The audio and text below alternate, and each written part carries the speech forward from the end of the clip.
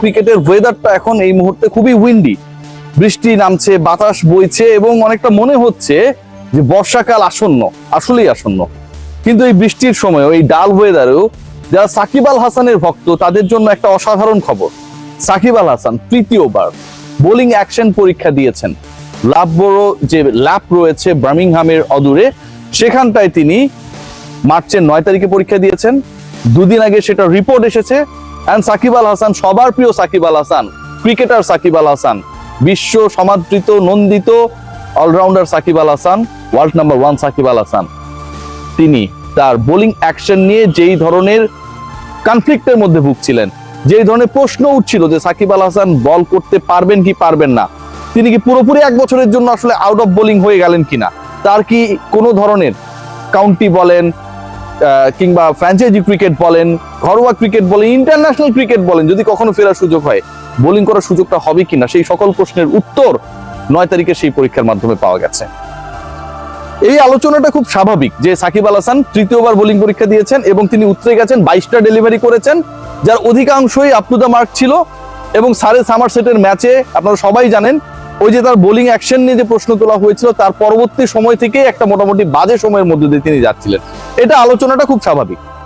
আমি যে আলোচনা করব সেটা হচ্ছে আসলে কোন পরিস্থিতির মধ্য থেকে সাকিব আল হাসান আরো একবার প্রমাণ করলেন that he is the champion one from this country. বাংলাদেশে আসতে পারছেন না, নানা ইস্যুস রয়েছে এখানটায়। সাকিব আল হাসান অনেক ক্ষেত্রেই কনফিউজ থাকছেন যে এলে আসলে সিচুয়েশনটা কি হতে পারে। সাকিব আল হাসানের যারা ঘনিষ্ঠ, যারা সহযোগী ছিলেন, তাদের উপর ডিপেন্ড করার কারণে সাকিব অনেক ধরনের বিতর্কে পেঁচিয়ে পড়েছেন, যেটা সাকিবের ব্যক্তিগত দোষের থেকে অন্যরা তাকে ফাঁসিয়ে দিয়েছে। পয়েন্ট নাম্বার 1, সাকিব আল হাসান কোনো ধরনের প্রপার ট্রেনিং এর মধ্যে নেই। একজন ক্রিকেটার যদি বাংলাদেশে থাকে অন্তত তিনি একজন কোচ কিনে প্র্যাকটিস করতে পারবেন, মিরপুরের এই হোম অফ ক্রিকেটে এসে তিনি প্র্যাকটিস করতে পারবেন, সেই সুবিধাটা তার থাকবে। সেই ধরনের কোনো ফ্যাসিলিটিস এর মধ্যে সাকিব আল হাসান নেই। সাকিব আল হাসান বাংলাদেশে না থাকা সাকিব আল হাসান তিনি অবস্থান করছেন ইউএসএ তে। সেখান থেকে তিনি ফেব্রুয়ারি মাসের 27 তারিখে যুক্তরাজ্যে যান। সেখানে গিয়ে তিনি প্রায় 13 দিন 14 দিন প্র্যাকটিস করেন। 9 তারিখে তিনি বোলিং অ্যাকশনে পরীক্ষা দেন। এবং সবচেয়ে গুরুত্বপূর্ণ ব্যাপার যেটা, যে তিনি যেখানটায় প্র্যাকটিস করেছেন, যেখানটায় নিজেকে রেডি করেছেন for the 3rd time test, সেই কিয়া ওভালে সারের যে ম্যানেজমেন্ট রয়েছে, তাদের যে কোচিং স্টাফ রয়েছে, তাদের যে গ্রাউন্ড স্টাফ রয়েছে, তাদের অথরিটি বা ডিসিশন মেকিং এর সাথে যারা রয়েছে, প্রত্যেকে সাকিব আল হাসানকে হেল্প করেছেন। কেন করেছেন জানেন? সাকিব আল হাসান যেন কামব্যাক করে। আজকে যখন আলোচনা হচ্ছে সাকিব সেরা নাকি হামজা চৌধুরী এসে যখন বলেন যে তিনি এই কম্পারিজনটা কি আসলে বিশ্বাস করেন না, তিনি নিজেও সাকিবের অনেক বড় ফ্যান, গ্লোবাল স্টার। ঠিক তার 2 দিন পরে সাকিব আল হাসানের এই গুড নিউজটা আসে। কতটা মানসিক চাপে থাকার পরও একজন ক্রিকেটার খেলাটার প্রতি তার যে নিবেদন, এই মুহূর্তে সাকিব আল হাসান যদি চান, তার জন্য খুব ইজি না। যে বয়স তো অলমোস্ট ফলিং, যে তার ক্যারিয়ার খুব বেশি দিন নাই, কি দরকার এত পরীক্ষা দেওয়ার, ফ্যামিলিকে ইউএসএ তে রেখে ইউকে তে চলে আসার, 12-13 দিন রোজা রেখে প্রতিদিন 4 ঘন্টা করে প্র্যাকটিস করার দরকার ছিল না তো। ভাবতে পারেন ইংল্যান্ডের রোজাটা কিন্তু বেশ বড় হয়। আমি রমজান মাসে ছিলাম, 2019 বিশ্বকাপটা রমজানই পড়েছিল এবং তাদের ডে যে লেন্থটা সেটা বেশ বড়, 7:30, 8টা, 9টার দিকে আসলে ইফতারের সময়টা আসে। সেখানটায় তিনি এভরিডে 4 ঘন্টা করে রোজা রেখেছেন, প্র্যাকটিস করেছেন 4 ঘন্টা করে, মানে রোজা রেখেছেন 4 ঘন্টা করে প্র্যাকটিস করেছেন, কামব্যাক করার জন্য পুরো প্রস্তুতি নিয়েছেন, শেষ বয়সে এসে আরো একবার আন্তর্জাতিক ক্রিকেটে ফেরার জন্য। এই ডেডিকেশনটাকে আপনি কিভাবে মূল্যায়ন করবেন? এই ডেডিকেশন দিয়ে আপনি কোনোভাবেই সাকিব আল হাসান অন্যায় করেছে, কাঁকড়া ব্যবসা, চিংড়ির ব্যবসা, গোল্ডের ব্যবসা, শেয়ার বাজার কেলেঙ্কারি কোনো কিছুর সাথে মেলাতে পারবেন না। এই ডেডিকেশনটা পুরোপুরি একটা খেলার প্রতি তার ভালোবাসা, ফিরে আসার যে তাড়না। হয়তো তিনি আর খেলবেনই 1-1.5 বছর, কিন্তু তারপরও তিনি চ্যাম্পিয়ন হয়ে খেলতে চান, তারপরও তিনি তার ক্যারিয়ারের শেষ বলটা বৈধভাবেই করতে চান। এই যে তাড়না, সেটা আসলে সাকিব আল হাসানকে, একজন ক্রিকেটারকে সাকিব আল হাসান বানায়।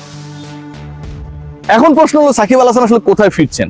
সাকিব আল হাসান আবারও ফিরছেন, সাকিব আল হাসান ফুল প্যাকেজ হয়ে ফিরছেন। নট লাইক দ্যাট যে শুধুমাত্র বোলার সাকিব আল হাসানকে গাজী আশরাফ হোসেন লিপু নিতে চায়নি থেকে বাদ পড়ে গেছেন। এই ডিসকাশনটা এখন আর পৃথিবীর কেউ করবে না ভাই। He is okay. Shakib Al Hasan এখন অলরাউন্ডার হিসেবে ফিরছেন এবং যেই কাউন্টি ক্লাবটা তাকে হেল্প করেছে, বৃষ্টি হচ্ছে, সাকিবের জন্য আনন্দের বৃষ্টি, হয়তো অনেক গরম পড়েছিল, তারাই এখন সাকিব আল হাসানকে ফার্দার অ্যাসিস্ট্যান্স দিতে চায়। সাকিব আল হাসানের নেক্সট যে অ্যাসাইনমেন্ট সেটা হয়তো কোনো একটা কাউন্টি দলের হয়ে, এবং সেটা সারে হলে খুব বেশি অবাক হবার কারণ থাকবে না, cause this county club they provide their all extent of helps for Shakib Al Hasan. বাংলাদেশের হয়ে কি সাকিব আল হাসান আরো খেলার সম্ভাবনা রয়েছে, এটাও উড়িয়ে দেওয়া যায় না। কেন আমি বলছি, দেখুন এই মুহূর্তে সাকিব আল হাসানের মানে টু বি ভেরি অনেস্ট যে সিচুয়েশনটা হয়েছে, এটা সাকিব তো ডেফিনেটলি অনেক কিছু বিতর্কিত কর্মকাণ্ড করেছে, সবচেয়ে বেশি বিতর্কিত হচ্ছে তার সহযোগীরা। এদেরকে নিয়ে একটা রিপোর্ট করবো যারা সাকিবকে আসলে বিতর্কিত বানিয়েছে। সাকিবের যে বন্ধু বান্ধব সার্কেল, কিছু বিতর্কিত লোকজন, ডেফিনেটলি সাকিব ফ্যানদের জন্য আমার একটা অনুসন্ধানী রিপোর্ট থাকবে এটা নিয়ে, যে কারা আসলে সাকিব আল হাসানকে এভাবে ম্যালট্রিটেড করেছে, মিসগাইড করেছে তাদেরকে নিয়ে। সো এখানকার ইন্টারেস্টিং পার্ট যেটা, ধরুন বাংলাদেশে ইলেকশন হয়ে যাবে, যেটা শোনা যাচ্ছে ডিসেম্বর, জানুয়ারি, ফেব্রুয়ারি ম্যাক্সিমাম। এরপরে সিনারিওটা কি হয় কেউ তো জানে না ভাই, এরপরে কি হয় আমরা কেউই জানি না।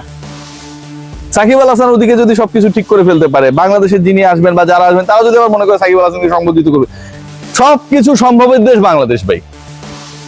আমরা জানি না যে সাকিব আল হাসান এখনো আন্তর্জাতিক ক্রিকেট থেকে রিটায়ার্ড অর নট, সিরিয়াসলি, কারণ ওয়ানডেটা থেকে তিনি এখন পর্যন্ত অ্যানাউন্সমেন্ট দেন নাই। সাকিব আল হাসান আমার কাছে মনে হয় এই বোলিং অ্যাকশন পরীক্ষায় নিজেকে শুদ্ধ প্রমাণের মাধ্যমে জাস্ট একটা বার্তাই দিয়েছেন, শো মাস্ট গোজ অন, এটা কখনোই থামবে না। সাকিব আল হাসান যখন সেই ক্যারেক্টার, তখন সেই বাদ্যযন্ত্রের অমীয় সুর থামার কথা না। বাংলাদেশের ক্রিকেট ইতিহাসে সাকিব আল হাসান হিস্ট্রিটাই এরকম করে লেখা হয়েছে। যখন আপনি ফুল স্টপ দিয়েছেন তারপর থেকেই নতুন লাইন শুরু হয়েছে। যখন তাকে আইপিএল এ ব্যাপ্ত করে রাখা হয়েছিল, বেঞ্চে বসিয়ে রাখা হয়েছিল, তারপরের বিশ্বকাপে তিনি 606 রান করেছিলেন। যখন তাকে রুল আউট করে দেওয়া হবে, তিনি সাউথ আফ্রিকায় গিয়ে খেলবেন কি খেলবেন না, গিয়ে তিনি সেখানটায় বাংলাদেশকে ম্যাচ জিতিয়ে দিয়েছেন। সাকিব আল হাসান ক্যারেক্টারটা এরকম। যখন তার পুরো ক্যারিয়ারের এপিটাফ লিখে ফেলা হয়েছে, ঠিক তখন তিনি চিন্তা করতে পারেন এই 38-39 বছর বয়সে ইউএসএ এবং ইউকের কিন্তু পুরো পেঁচানো রুট, সেখানটায় গিয়ে 13-14 দিন প্র্যাকটিস করে, রোজা রেখে প্রতিদিন 4 ঘন্টা করে অনুশীলন করে তিনি নিজেকে তৈরি করে শুদ্ধ প্রমাণ করে দিলেন।